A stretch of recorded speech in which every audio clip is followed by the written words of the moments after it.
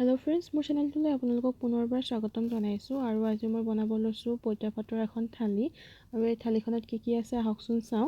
ইয়াত আছে বিলাহী পোৰা পিটিকা, গৰৈ মাছৰ পিটিকা, পোৰা আলু পিটিকা, কঁঠালৰ গুটি আৰু পানী টেঙা। আৰু এইখিনি মই কিদৰে বনালোঁ আহকচোন চাওঁ। মই জুইত কঁঠালৰ গুটি পুৰিছোঁ আৰু এডাল ষ্টিকত পুৰিছোঁ 2টা বিলাহী আৰু 3টা কেঁচা জলকীয়া পুৰি আছোঁ। আৰু একুৰা জুইতে আমি ইয়াত মাছ শুকুৱাই আছোঁ। আৰু এই শুকান মাছৰ এটা ৰেচিপিও মই আপোনালোকৰ আগত সোনকালে আগবঢ়াম। এইখিনি জুইত পুৰি আছোঁ আৰু মই ইয়াত 4টা গৰৈ মাছ পুৰি আছোঁ। এইকেইটা পুৰা প্ৰায় হৈ গৈছে মোৰ।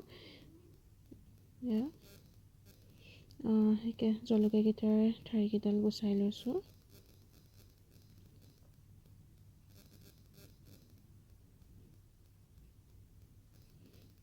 বিলাহীৰ ওপৰে বাকলিটো এৰুৱাই দিছোঁ। এইখিনি ভালদৰে চাফা কৰি ল'ব, এৰুৱাই ল'ব এইখিনি।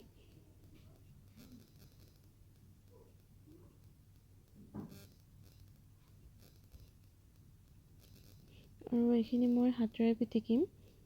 এইখিনি এইদৰে হাতেৰে ভালদৰে পিটিকি থাকিম।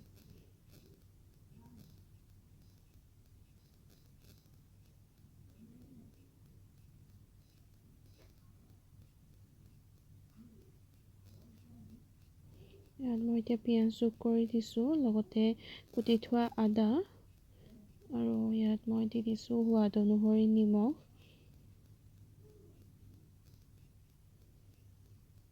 ভালদৰে মিহলি কৰি ল'ব।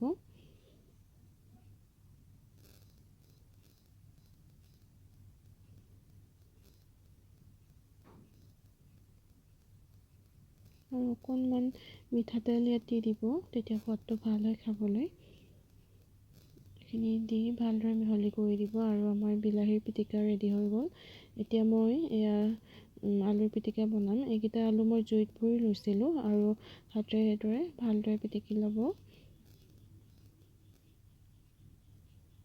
আৰু ইয়াত দিছোঁ মই পিঁয়াজ আৰু কেঁচা জলকীয়া, অকণমান আদা দিম ইয়াত।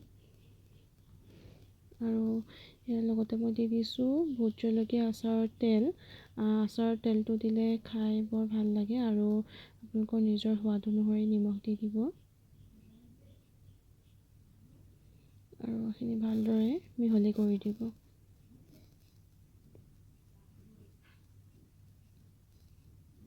আলু পিটিকাও আমাৰ ৰেডি হৈ গৈছে। এতিয়া আমি বনাম এই কঁঠালৰ গুটিৰ চাটনি। ইয়াত দি দিছোঁ অলপ মিঠাতেল।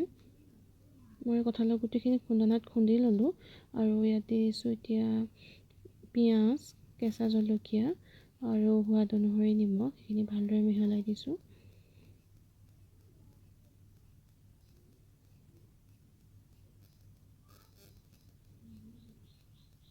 এইখিনিও ৰেডি হৈ গ'ল। এতিয়া আমি মাছৰ পিটিকা বনাম। এয়া মই 4টা গৰৈ মাছ লৈছোঁ আৰু ইয়াৰ মাছকেইটাৰ পৰা মই কাঁইটখিনি উলিয়াই দিছোঁ, নহ'লে পিটিকিবৰ কাৰণে অসুবিধা হ'ব। এয়া কাঁইটখিনি আপোনালোকে ভালদৰে উলিয়াই ল'ব।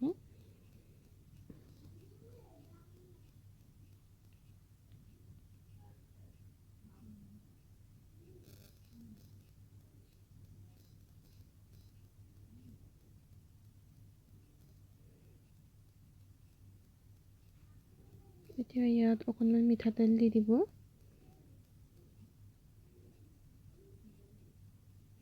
সোৱাদ অনুসৰি নিমখ।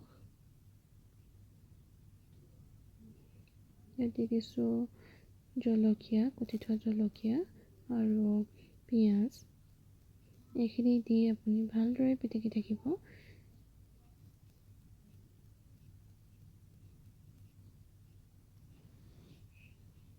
আমাৰ মাছৰ পিটিকাও ৰেডি হৈ গৈছে। এইখিনি পইতা ভাত। মই ভাতখিনি ৰাতিয়ে তিয়াই থৈছিলোঁ, ঠাণ্ডা ভাত। গোটেই ৰাতি পানীত তিয়াই থৈছিলোঁ। এইখিনিৰ ওপৰত মই 1 চামুচ মিঠাতেল আৰু পিঁয়াজ দি দিছোঁ আৰু নিজৰ সোৱাদ অনুসৰি অকণমান নিমখ ইয়াত দি দিব।